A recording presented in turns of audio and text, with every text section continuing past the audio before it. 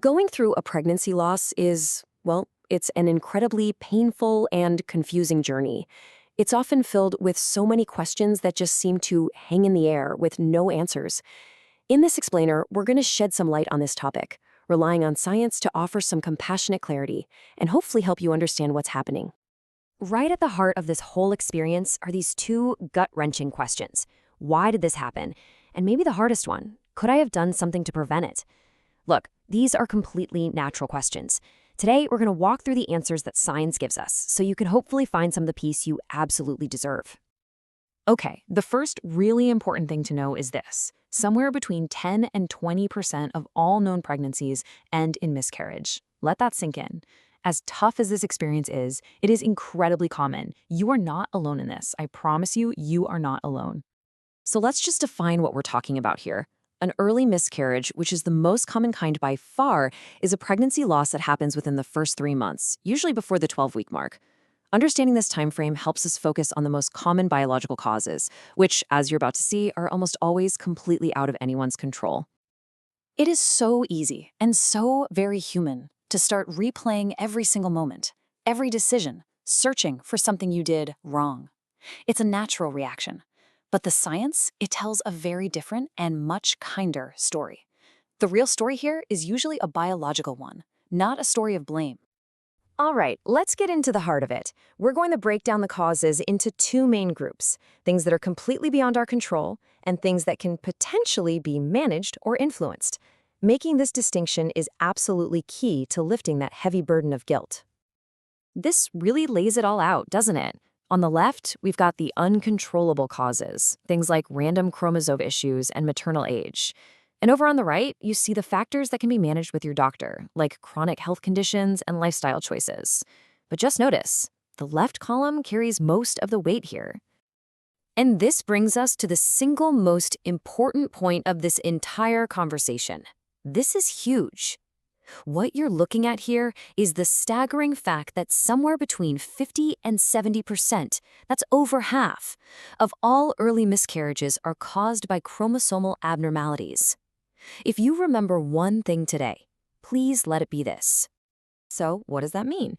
It means the number one cause of miscarriage happens completely by chance as cells are dividing. In most cases, it's not inherited, and it is absolutely not the fault of either parent. Think of it as a natural biological quality control mechanism. It's the body's way of ending a pregnancy that just wouldn't be able to develop healthily. Okay, let's switch gears to the factors that we can do something about. Conditions like uncontrolled diabetes, thyroid issues, or certain blood clotting disorders can increase the risk. But the good news here is that carefully managing these conditions, working really closely with your medical team, can significantly improve the chances of a successful pregnancy down the road. It's all about taking control of what you can control. Now, let's talk about some specific substances and lifestyle choices that have a direct, proven impact on a pregnancy's health. These are the areas where we have direct control. This statement is powerful and it's direct for a reason. Alcohol is the leading preventable cause of birth defects. Because there's no known safe amount to drink during pregnancy, the medical advice is crystal clear. Avoid it completely when you're trying to conceive and throughout the entire pregnancy. Smoking has a very direct effect too. The nicotine and carbon monoxide actually constrict the blood vessels in the placenta. It's like pinching the supply line, which reduces the flow of oxygen and vital nutrients that the baby needs to grow. Quitting is one of the most powerful things you can do to protect your pregnancy. But what about that morning cup of coffee? Well, the research suggests that very high amounts of caffeine might increase the risk. So the general recommendation is to keep your intake below 200 milligrams a day. That's roughly what you'd get in one large cup of coffee. It pretty much goes without saying that illegal drugs pose a huge risk to a developing baby. But the really critical point here is that you need to talk to your doctor about all medications. That includes prescriptions, over-the-counter drugs, even supplements. Never just assume something is safe. A quick conversation with your doctor can make all the difference. So, after understanding the causes, it's time to look forward. This part is all about hope. It's about the practical steps we can take to promote a healthy pregnancy in the future and about how to heal from this loss. This slide really is the action plan. Taking folic acid, getting any existing health conditions under control, maintaining a healthy lifestyle, and getting emotional support, these aren't just tips. They are proactive, empowering steps that put you in the best possible position for a successful future pregnancy. It is so important that we acknowledge the pain isn't just physical. The grief, the anxiety, the guilt, even anger, those feelings are real and they are completely normal. Please allow yourself to feel them.